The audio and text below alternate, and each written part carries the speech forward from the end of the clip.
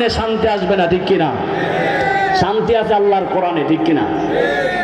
সমাজ গড় কোরআনের বাংলাদেশ, সমাজ গড় ইসলামী বাংলাদেশ, সমাজ গড় কোরআনের বাংলাদেশ, সমাজ গড় ইসলামী বাংলাদেশ। সব হারা মানুষ আর কাঁদবে না, ভিখারির মতো হাতে পাতবে না। সব হারা মানুষ আর কাঁদবে না, ভিখারির মতো হাতে পাতবে না। থাকবে না উঁচু নিচু কোন রেশারেশ। সমাজ গড় কোরআনের বাংলাদেশ, সমাজ গড় ইসলামী বাংলাদেশ, ঠিক কিনা? ঠিক কিনা? এই গুণানন্দী ঘরে ঘরে যদি কোরআনের তেলাওয়াত হয়, কোরআনের আমল হয়, গুণানন্দীর ঘরে ঘরে যদি এই মাদ্রাসার মতো ছাত্র তৈরি হয়, তাহলে এই গুণানন্দীর মদিনা মসজিদ, মদিনা নামটা থাকার কারণে তার দাম যেমন বেড়ে গেছে, এই গুণানন্দীর ঘরে ঘরে এই কোরআন তেলাওয়াত হলে, কোরআনের আইন যদি গুণানন্দীর ঘরে ঘরে চলে, ভালো হবে না খারাপ হবে? সবাই করে ভালো হবে না খারাপ হবে? তাহলে এই ঘরে ঘরে আমরা এই কোরআনের আইন চলক, আমরা কি সবাই চাই? আমরা কি সবাই চাই? তাহলে আমি শেষবারের মতো আপনাদেরকে বলতে চাই, আমরা সকলে কথা বলছিলাম, আমরা সকলে কোরআনের পক্ষের লোক, মনে আছে তো? আমরা সকলে কোরআনের পক্ষের লোক, আমরা সকলে রাসূলের পক্ষের লোক। রাসূলের পক্ষের হলে, কোরআনের পক্ষের হলেই এই কোরআন দিয়ে রাসূলের মাধ্যমে আমরা জান্নাত পাবো, ঠিক কিনা? ঠিক কিনা? ঠিক কিনা? বীর মুসলমান, বীর মুসলমান, ধরো আল কোরআন, ফিরায় আনো সে হারানো সম্মান। বীর মুসলমান, বীর মুসলমান, ধরো আল কোরআন, ফিরায় আনো সে হারানো সম্মান। নারায়ে তাকবীর, নারায়ে তাকবীর, তুলো তাকবীর ধ্বনি ধরায় আর একবার। বীর মুসলমান, বীর মুসলমান, ধরো আল কোরআন, ফিরায় আনো সে হারানো সম্মান। বীর মুসলমান যে ইমানের বলে পয়ে বলিয়ান, শাসন করিয়াছিলি দুনিয়া দান। সত্যের সে তলোয়ার নৌরে তুলে আবার, সত্যের সে তলোয়ার নৌরে তুলে আবার। পাপ দুনিয়া ব্যঙ্গে কররে চুরমার।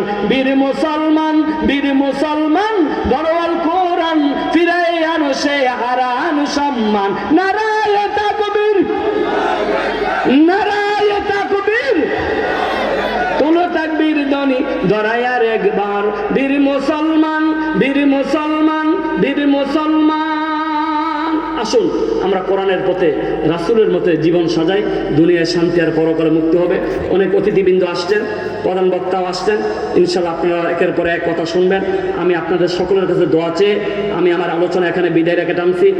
হাযা মা ইনদি ওয়াল ইলমু ইনদাল্লাহ, আলাইহি তাওয়াক্কালতু ওয়া ইলাইহি উনীব। ওয়াসসালামু আলাইকুম ওয়া রাহমাতুল্লাহি ওয়া বারাকাতুহু। মাশাআল্লাহ, মারহাবা। আল্লাহ তাআলা যেন আমাদের প্রত্যেকটা কথার উপরে আমল করার তৌফিক নসিব করে, সকল বলেন আমিন। হুজুর যে এতক্ষণ পর্যন্ত আলোচনা করেছেন, আমাদের আজকের এই ইন্তেজামিয়া কমিটির পক্ষ থেকে হুজুরকে অসংখ্য মোবারকবাদ জানাচ্ছি। আল্লাহ তাআলা যেন হুজুরের হায়াতে বারাকা নসিব করে, হুজুরের কণ্ঠে আল্লাহ তাআলা যেন আরো নেয়ামত বাড়িয়ে দেয়, সকলে বলেন আমিন। সম্মানিত উপস্থিতি, আজকে আমাদের এই গুণানন্দী মধ্যমপাড়া মদিনা জামে মসজিদ কর্তৃক আয়োজিত 40তম তাফসিরুল কোরআন মাহফিল ও আলোকিত আল কোরআন প্রতিযোগিতার আজকের আমাদের এই তাফসিরুল কোরআন মাহফিলের প্রধান অতিথি জনাব হাজী আমিনুর রশিদ ইয়াসিন সাহেব আমাদের মঞ্চে উপস্থিত হয়েছেন, আমাদের মাঝে উপস্থিত হয়েছেন, আমাদের মাঝে আরো উপস্থিত হয়েছেন, আমাদের মাঝে আরো উপস্থিত হয়েছেন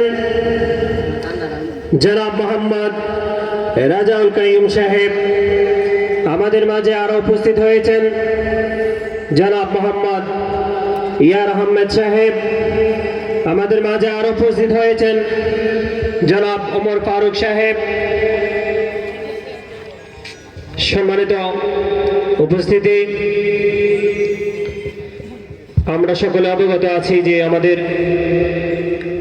সকাল থেকে আমাদের এই যেখানে আমরা বসে আছি, এখানে আমরা আমাদের দিনের বেলা যে প্রোগ্রামটি ছিল আলোকিত আল কোরআন প্রতিযোগিতা, এই প্রতিযোগিতায় আমরা আমাদের এই দুর্গাপুর ইউনিয়ন সহ